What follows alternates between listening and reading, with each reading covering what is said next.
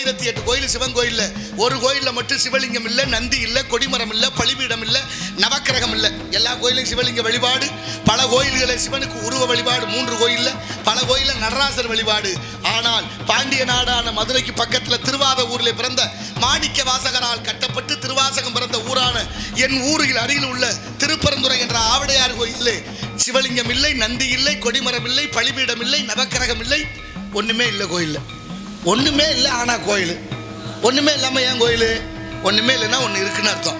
ஒண்ணுமே இல்லாத கோயில் வீதியில நிற்கும் போதே சாமியை பார்க்கலாம். கருவறை சாமி கண்ணுக்கு தெரியும். ஆவடையார் கோயில்ல உள்ள நுழைகிற போதே ஒரு உடும்பும் குரங்கும் சந்திக்கிற மாதிரி ஒரு சிற்பம் இருக்கு.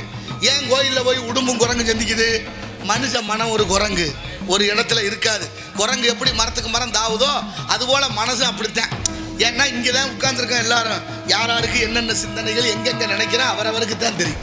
அப்படி குரங்கு போல மனசை அலைவாய விடாமல் கோயிலுக்கு வந்துட்டா இறைவனை மனதில் இருத்தி கொள்ள வேண்டும், திருப்பாதத்தை பற்றி பிடித்துக் கொள்ள வேண்டும் என்று மாணிக்க வாசகர் பாடுகிறார். அம்மையே அப்பா ஒப்பிடா மணியே அன்பில் விளைந்த ஆரமுதே சிக்கன பிடித்தேன் எங்க எழுந்து அருள்வது நீ என்று பாடுகிறார்.